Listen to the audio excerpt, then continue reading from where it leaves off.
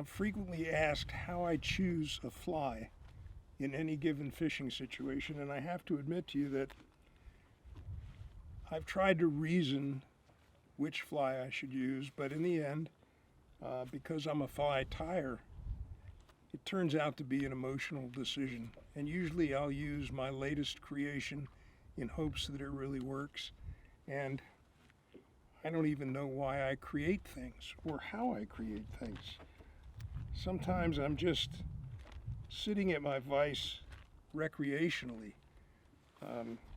having an adult beverage or watching something on television or on my computer. And somehow I'm moved to tie something that I've never tied before and hope that it's going to be the next great fly.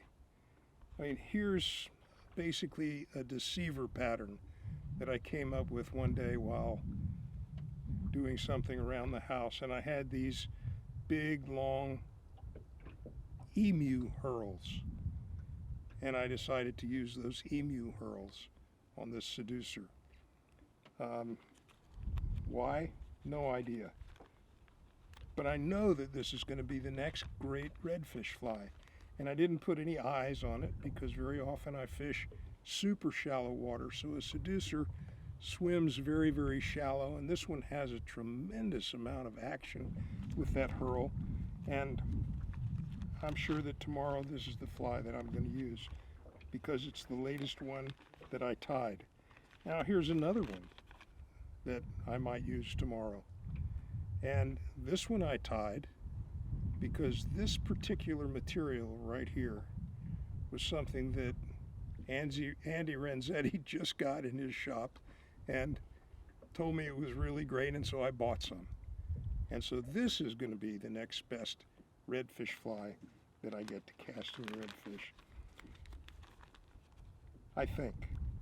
But then again, it could be this fly, which is a fly that I tied because I found some new material at the fly shop up in New Smyrna Beach, and it was a very, very bright, flashy, almost something that you can palmer.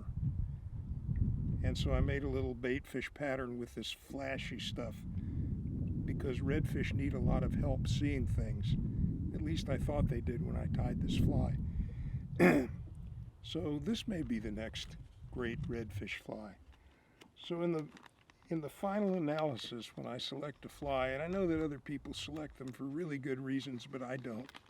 It's purely emotional and based on the latest, greatest thing that I just tied.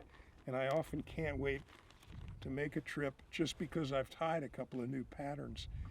The wind could be blowing, there could be bad fishing reports, but if I just tied a bunch of new flies, I'm going.